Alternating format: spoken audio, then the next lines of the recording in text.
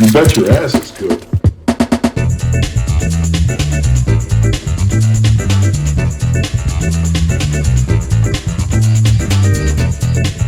Hey y'all, how you doing? So we're gonna make another favorite of mine, as I say every time. We're gonna make a carbonara, and today we're gonna make it with rigatoni. Again, the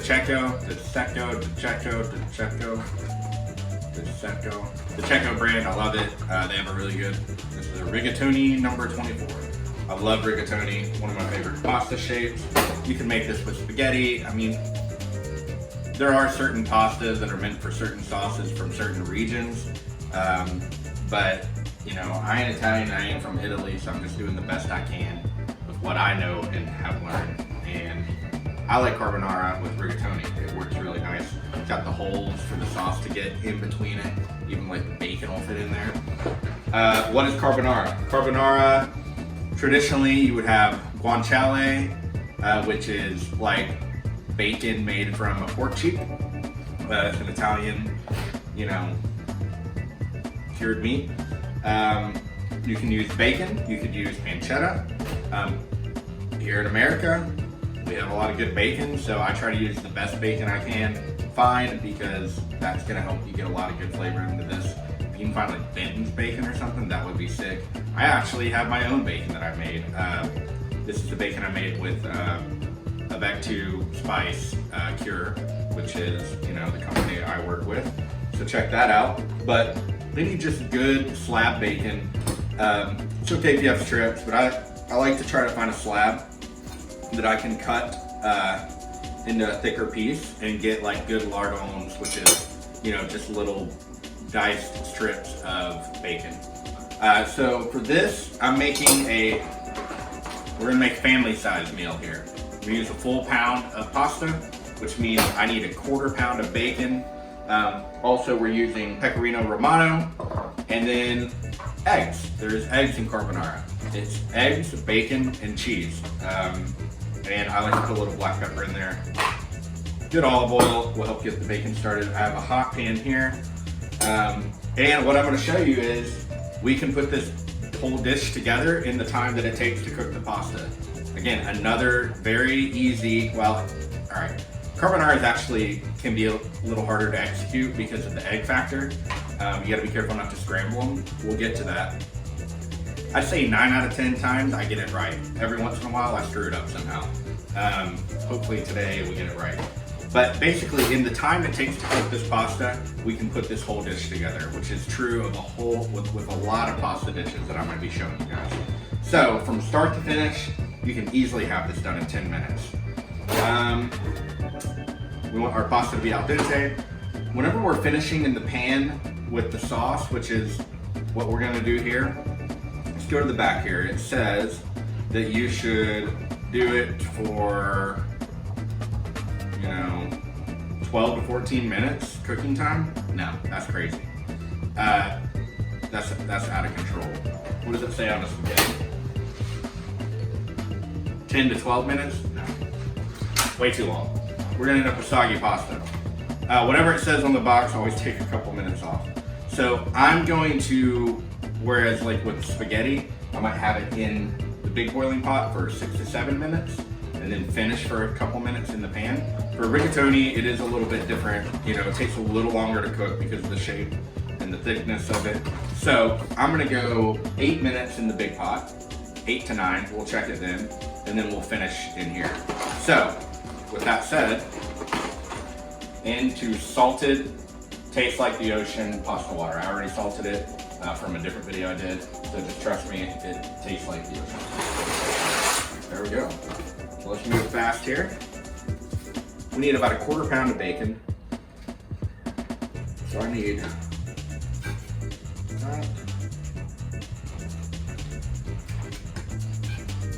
That looks good. I think that'll get it done.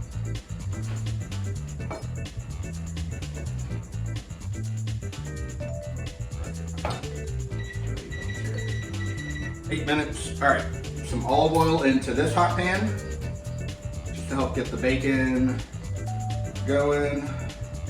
Lots of fat.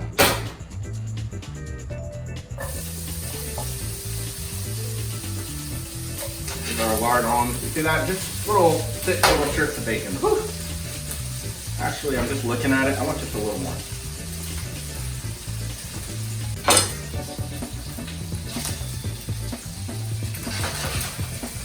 Let this brown up and get crispy.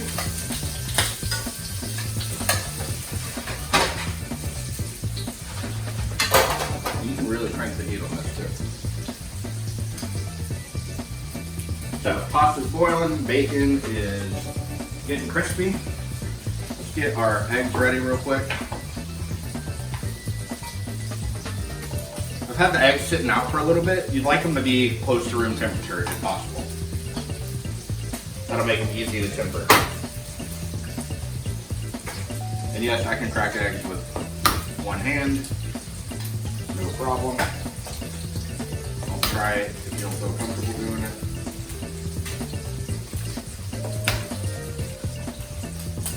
Alright. No shells. Egg yolks, all intact. Use the best eggs you can find. Those are Pete and Jerry's, which is an organic egg, farm, you know, whatever egg I'm able to find around here.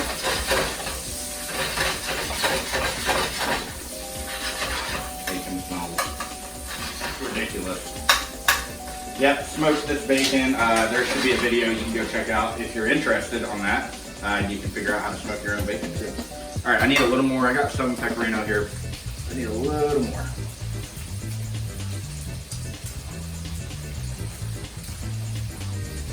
And you shouldn't need to add any extra salt to this dish either. There's a lot of salty factors at play here. You got the bacon, you got the pecorino, you got the salted pasta water. So you want to be real careful with your salt levels, because it could get out of control. Pasta has 6 minutes to go. Bacon is looking great. I think we're gonna make it. So after this bacon gets crispy, what I'm gonna do, you don't have to do this, but I like to do it. I'm gonna pull the bacon out, the chunks of bacon, using a slotted spoon. Reserve all the fat that's in there, and just put it to the side in a bowl. I'm gonna do that because we're gonna put pasta water in here and stuff, and I don't want the bacon to get like soggy. It's not that big of a deal. It could give it kind of a nice little braise. But I'm just gonna wait till the end to put the bacon back with the whole pasta.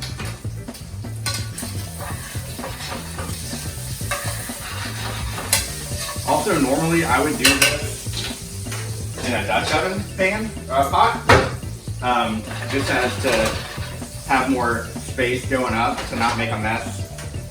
Because I want you guys to be able to see what I'm doing here. I'm doing it in a shallow pan. This is a really big pan though. This is, I don't know, 12-inch Nissan frying pan. So I think everything should fit in there. Stir your pasta every once in a while just to make sure nothing's sticking to the bottom. 4 minutes to go.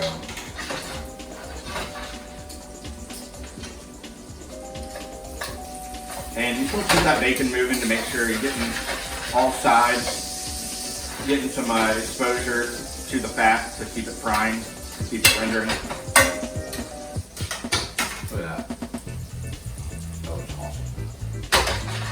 Another thing, whenever we take our pasta water to add to make our sauce, with this dish, because there's so much salt going on with the bacon, the pecorino, the salt water, you want to make sure to get it right. So you want to make sure that you're not going to have to finish cooking in the pan and then like end up reducing your water too much to where you have to add more pasta water, because your dish will start to get too salty.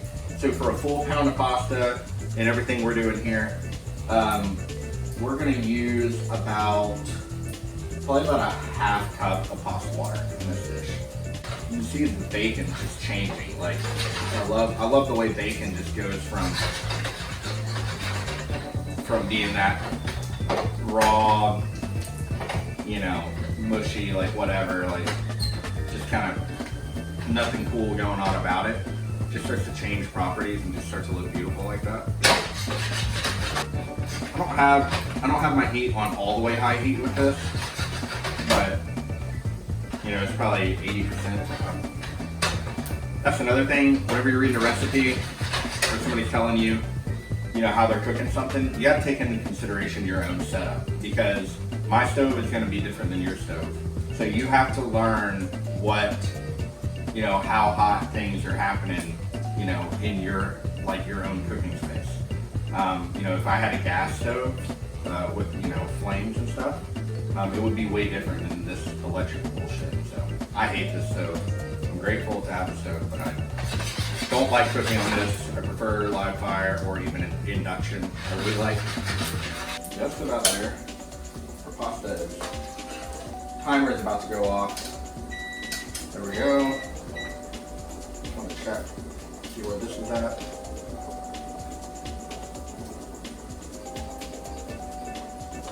Oh wow, really close.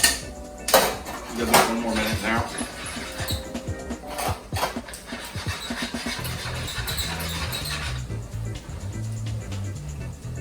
Turn the heat down just a little bit on this bacon so my stuff doesn't burn. That doesn't too burn. Perfect.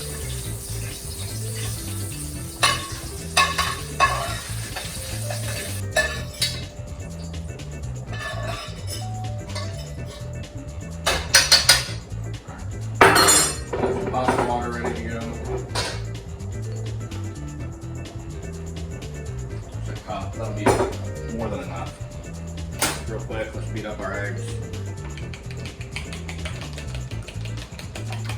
So we're letting the rigatoni go about 9 minutes in the boiling water. Some people will take the cheese and the eggs and mix them together. I don't like to do that. It never works out right for me, and so I do everything separate here. And the eggs are going to be the last thing I do. Wait, sorry, the cheese is going to be the last thing I do. Sweet. Turn that off. Strain. Pasta. Whew. Watch your feet, Aaron.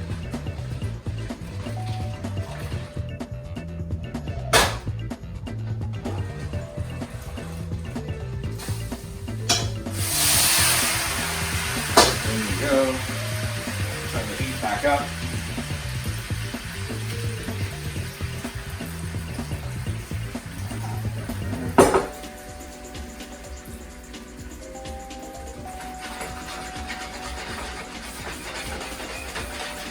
This pan is just barely big enough to hold this. That's fine. We're gonna make a mess here, don't worry. I just want you guys to be able to see the process.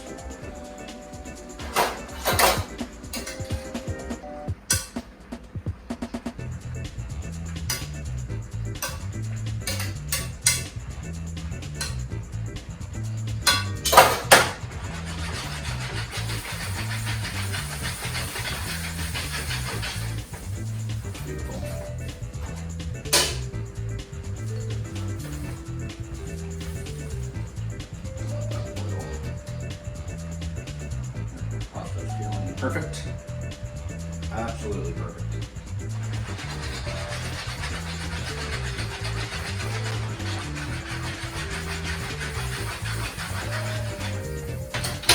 All right. That's good. Let it chill for a second. Take it off the heat. So now here comes the tough part. We gotta go in with the eggs. You know what? Because this pot is how it is, I'm gonna improvise right now. I'm gonna show you one way you can do it, which is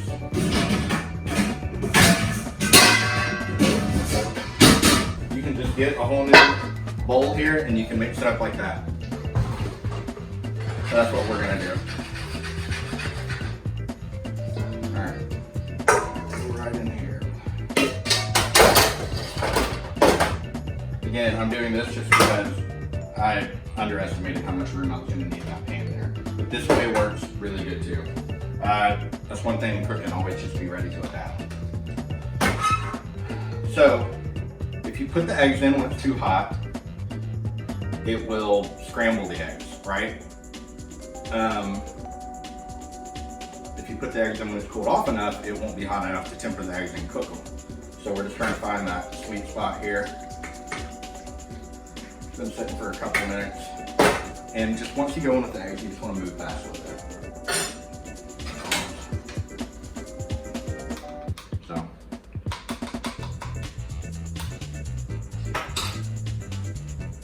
In with the eggs.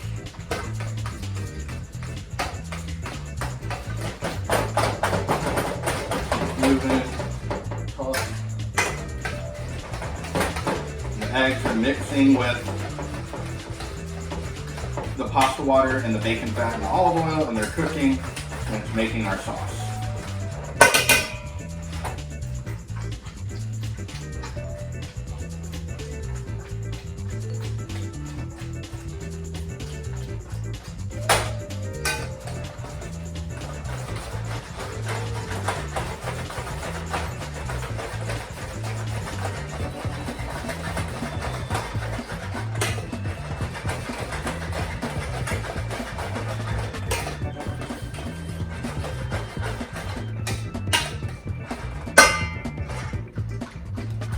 Now it's going to look super loose at this point,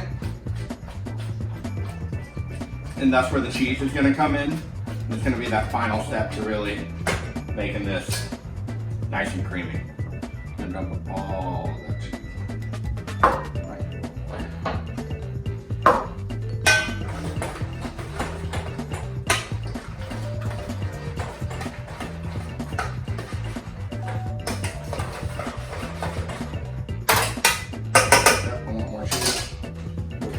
We have some right here.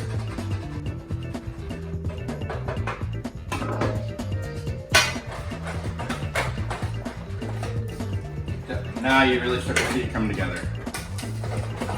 Use a couple noodles.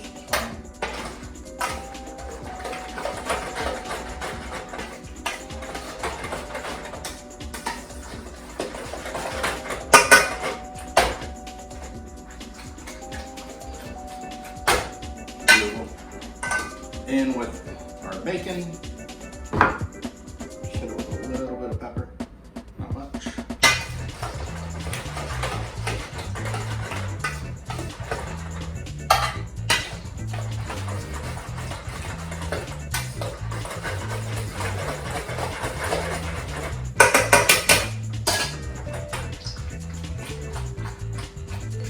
Toss.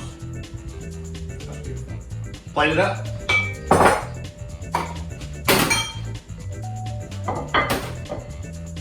In here.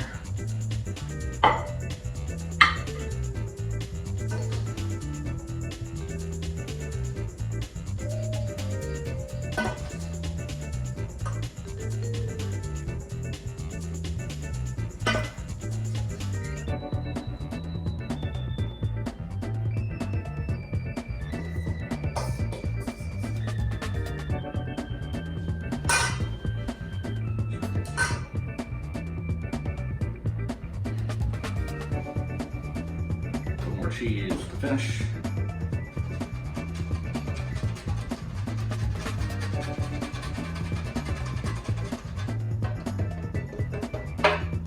And that carbonara with rigatoni. Rigatoni alla carbonara, I don't know. Perfect. Came out really well. I'm so happy I didn't screw this up on video. The consistency of the sauce is just right. And you can see again, as I'm going to talk about in all these pasta videos, there's not just like a shit ton of sauce on it. It's coated the pasta nicely, and it's just there. It's like with the pasta is still the star of the dish, and that's how you do it. Bacon in there.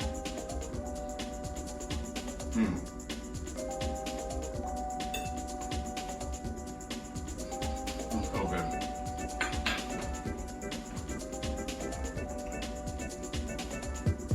Perfectly al dente. Perfect amount of salt with the bacon, pasta water, pecorino. Creamy. I love it. So, learn how to do this at your own risk. It is more difficult than some of the other ones I was showing you, but it's worth your time to fuck it up a few times and figure out how to master it. Again, rigatoni or carbonara sauce, you can do it with spaghetti, whatever pasta you want to do is totally fine. So, enjoy.